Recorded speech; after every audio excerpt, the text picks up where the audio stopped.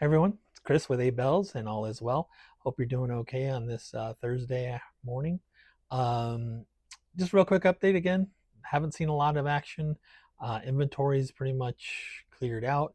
We're seeing very, very low inventory levels. Even dealers are sort of scrapping over. Internally, the dealers are scrapping over inventory, looking for stuff. I'm sure you've seen the content on other platforms or other social media accounts with other dealers, but that's the reality of both summer situation and the tariff situation. But anyway, so again, I'm going to highlight a couple of brands that I think were cool and probably don't get enough love that they should, and kind of have like a military background. So we're going to start off with this one right here, and company's Luminox. So Luminox, it's funny when I came up. I'm a kid of the '80s, and when I was growing up, these and like the Brian Bosworth freaking gargoyle sunglasses were like all the rage in the military. Um, it seemed like every special forces unit, every like military type unit had some version of a Luminox watch on their wrist. And then slightly as I was getting out, then you could see that there was a progression towards the G-Shocks, and the G-Shocks just now I think dominate everything. But Luminox is worthy of brand. No, obviously not a small brand, but they do make both quartz and automatic versions of their watches, and different variations of both. Quality stuff, not a terrible price point. They do like special editions. They have military ones, like military, like Air Force, Navy, SEALs, those kinds. All very cool. But this one right here is the this is the Pacific Diver. It's a 42 millimeter. You can see the little wave pattern on there.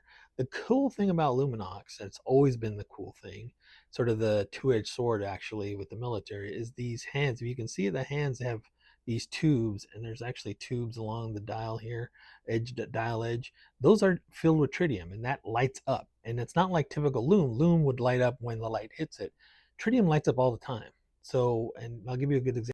So this is what it looks like at night. You can see they play around with the different coloring. Even the little pip up here up top has one.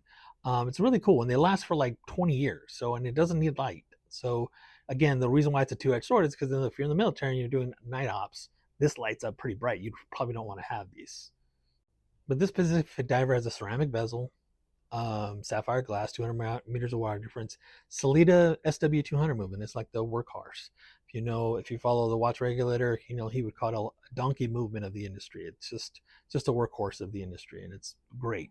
I just happen to be a big fan of the blue. I like the blue and blue. I think it looks cool. If they actually have a white and black too of this, that looks cool. And you can get it on the bracelet. These are strap monsters, man. They put it on the bracelet, on the rubber. It looks great. This is their atomic sport timer. Again, you can see the tubes here on the hands. Two indices have that tritium conditioning, and the pip as well. This one has a day date. It's cool functionality. Not a big fan of leather on divers. Not sure why you would do that, but to each his own. Again, a Sellita movement, sapphire crystal, 200 meters, all the same stuff. Quality stuff for 1,700 bucks. And you can get these on the secondary market. There's a lot of them out there, so it's not like they're super rare or hard to come by for sure.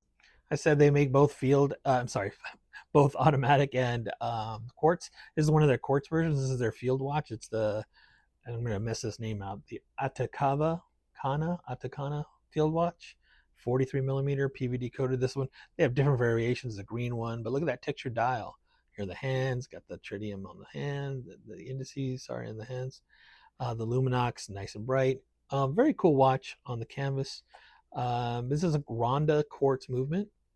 So another Swiss movement, solid Ronda quartz. That's like the quartz movement for Swiss watches. So not bad. Here's what it looks like lit up.